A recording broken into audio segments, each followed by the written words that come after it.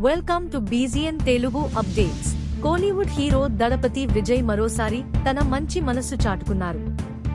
ఇటీవల వెలువడిన 10th inter ఫలితాల్లో మంచి మార్కులు తెచ్చుకున్న వారికి బహుమతులు అందించనున్నారు. ఈ విషయాన్ని ఆయన పార్టీ తమిళగ వెట్రి కళగం ప్రతినిధులు ప్రకటించారు. గతేడాది ఇంటర్లో మంచి మార్కులు తెచ్చుకున్న ఒక విద్యార్థినికి డైమండ్ నెక్లెస్ కానుకగా ఇచ్చారు విజయ్.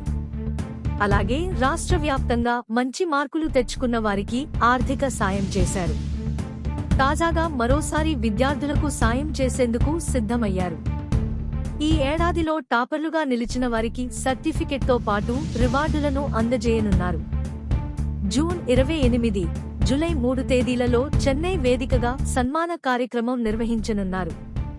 తమిళనాడులోని నియోజకవర్గాల వారీగా 10th ఇంటర్లో టాప్ 3లో నిలిచిన విద్యార్థులకు బహుమతులు అందించనున్నారు.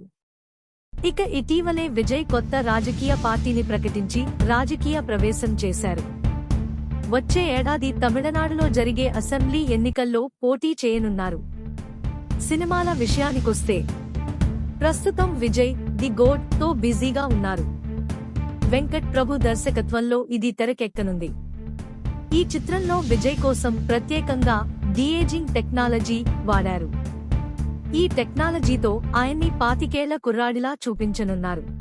Like, comment, subscribe.